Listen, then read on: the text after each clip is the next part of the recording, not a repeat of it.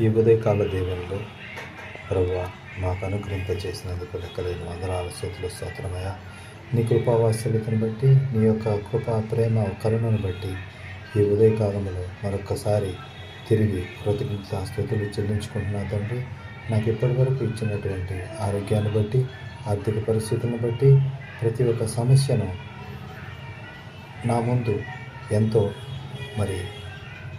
చాలా చిన్నదిగా మీరు చూపిస్తున్న విధానాన్ని బట్టి మీరే కీర్తి గంత మహిమ పొందేలాగిన సహాయం దయచేస్తున్నారు ప్రభువా. ఈ యొక్క ఉదయాన్న మీ యొక్క నామస్మరణ చేసుకుంటూ మీ యొక్క పాదముల దగ్గర మేము మొరపెడుతున్నందుకు లెక్కలేని వందనాలు స్తుతులు స్తోత్రం తండ్రి.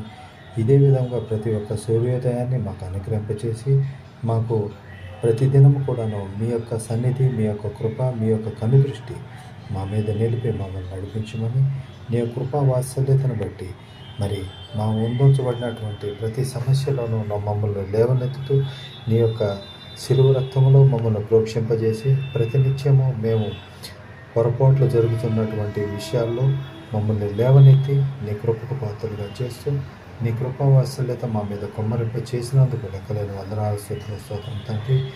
అనేక జనముల మధ్య మమ్మల్ని నిలబెట్టి నీవే తలలాగా ఉంచి తోకలాగా కాకుండా తలలాగా ఉంచి మమ్మల్ని ఎంతో బలోపేతం చేసి వారి మధ్య మమ్మల్ని నిలబెడుతున్నందుకు లెక్కలేని వందనాలు స్తుతులు స్తోత్రం తండ్రి.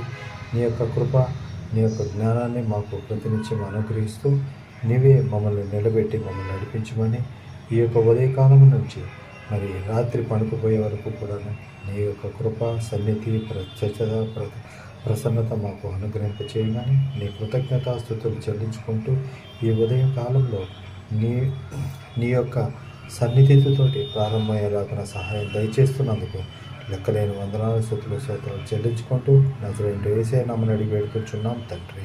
ఆమేన్.